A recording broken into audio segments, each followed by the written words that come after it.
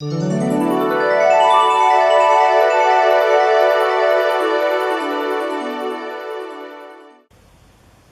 episode starts in Chivay, where we had one of the coldest nights ever. In fact, we had to pile the blankets and clothes on top of the bed in order to keep warm. And in the morning, we just couldn't wait to get on that cold porcelain toilet without its toilet seat. The highlight of this day was to watch the Condors flying in the Colca Canyon. Now, a song that's associated with the Condors is a song called El Condor Pasa, which in Spanish means the Condor passes. It was written in 1913 by Daniel Elomia Robles and is based on traditional Andean tunes. In 2004, the Peruvian government declared the song as part of the national cultural heritage.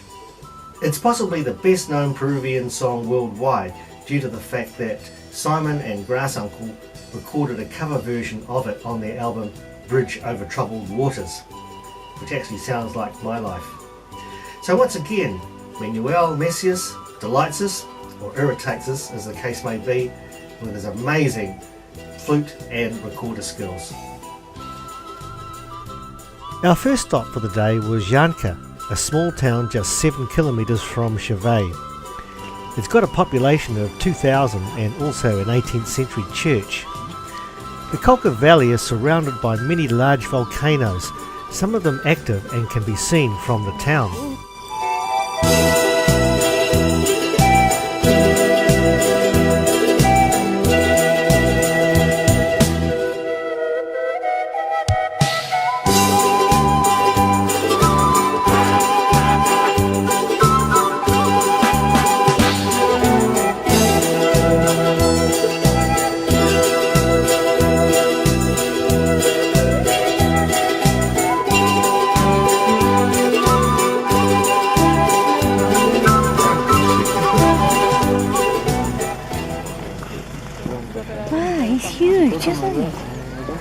Certainly bigger than the average bear.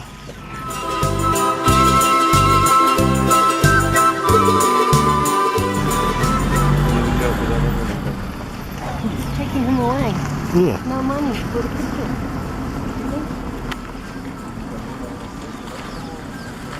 Suddenly we realised that the locals were there to sell photos of themselves and their pets, so we chased after them for that once-in-a-lifetime picture. The bird is the Geranoitis melanoleucus, also known as the black-chested buzzard eagle, an Andean bird, worth many times two in the bush considering how much it cost us to come here.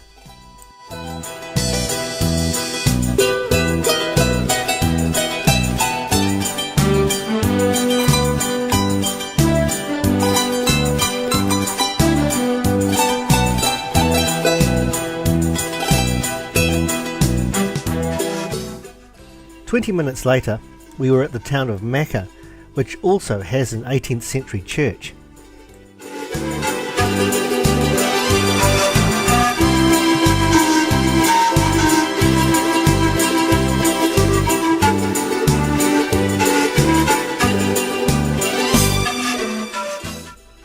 We met another Geranoitis melanoleucus, but it could only understand Spanish.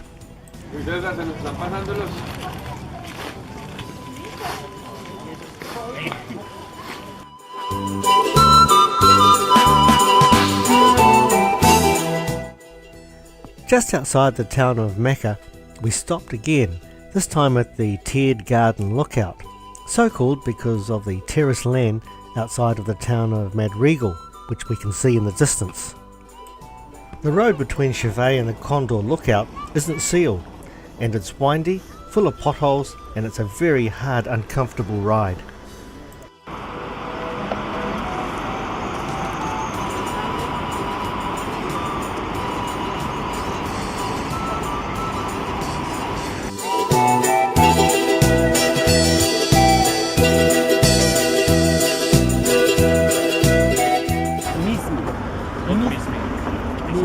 Yeah, but Mizmi was before this exploration of the National Geographic. Okay. You know, it was in the behind of Yankee Copuraque there.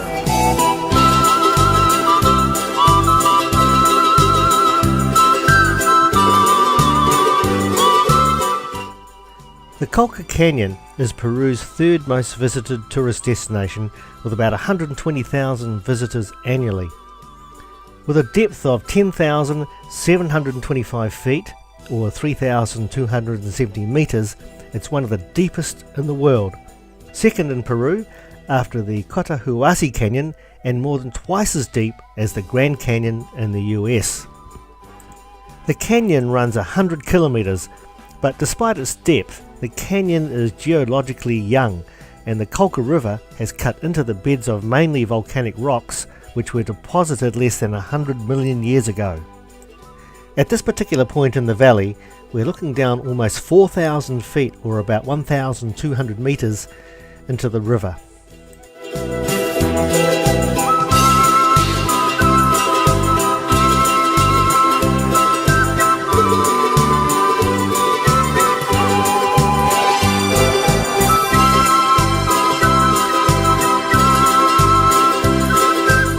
The local people are from the Colagua and the Cabana cultures and continue to maintain their ancestral traditions separately.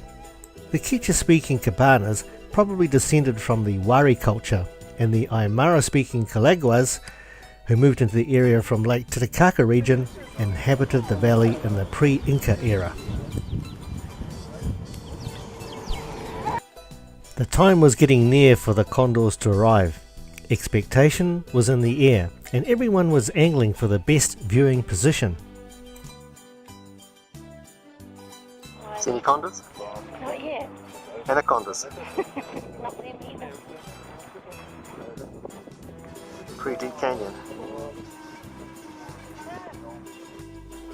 Suddenly, the moment we were all waiting for, a condor flew in and started a reconnaissance mission.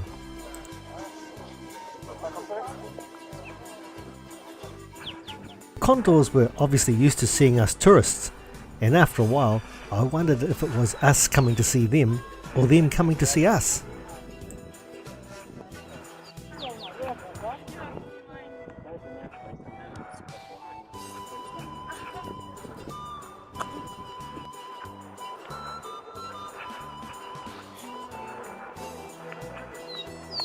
These birds are massive, weighing up to 15 kilograms with a wingspan up to 3.2 metres or 10 feet.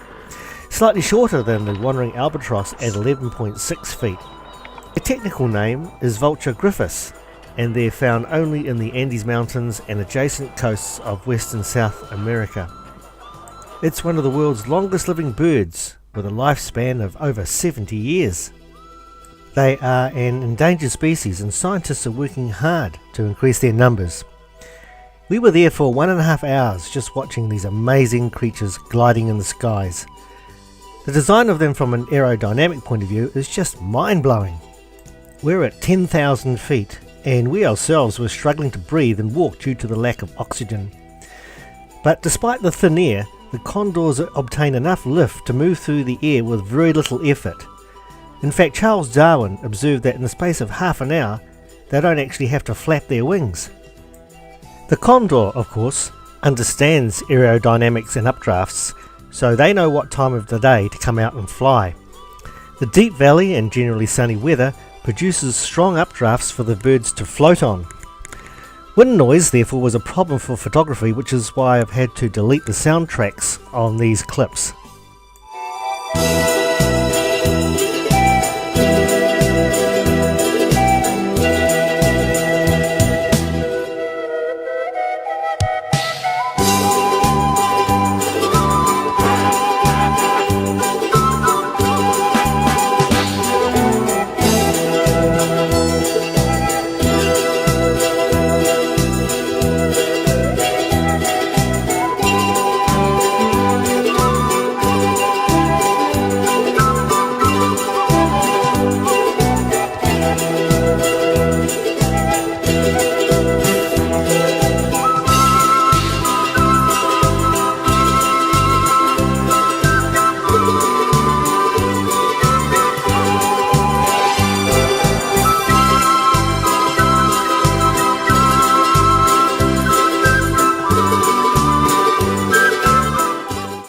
What was really special for us was to see a mother condor with her chicken toe.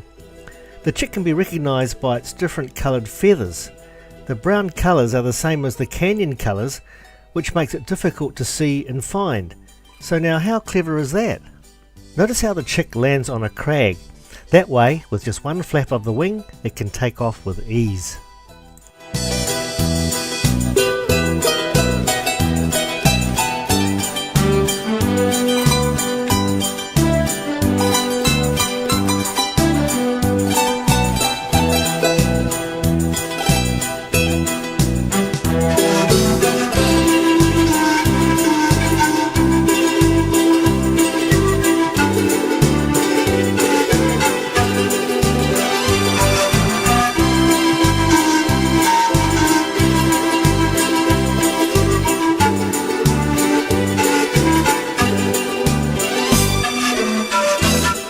We could have watched these magnificent condors all day, but we had to move on.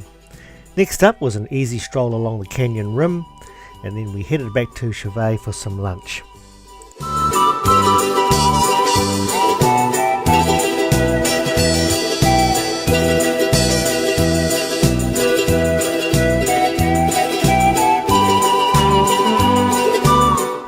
There was a bit more blah blah blah blah from our guide about condors and flora and fauna, and then we made our way back to our minivan. For the other condor. But here the condor is living in freedom. We not touch, we not take your condors. So this living free. Questions? And friends, I have the national flower of Peru. It is Cantuta or Cantua buxifolia. Still today we use the flower like a medicine for conjunctivitis, also to the flu and the cold. In the infusion.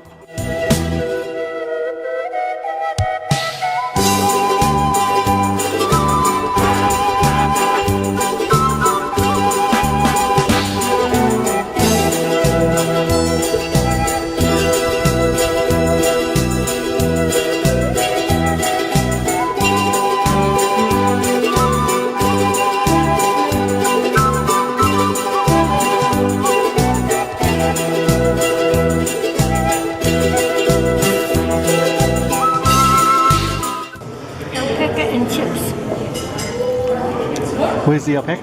That's the alpaca. That's the alpaca there. chips. Right.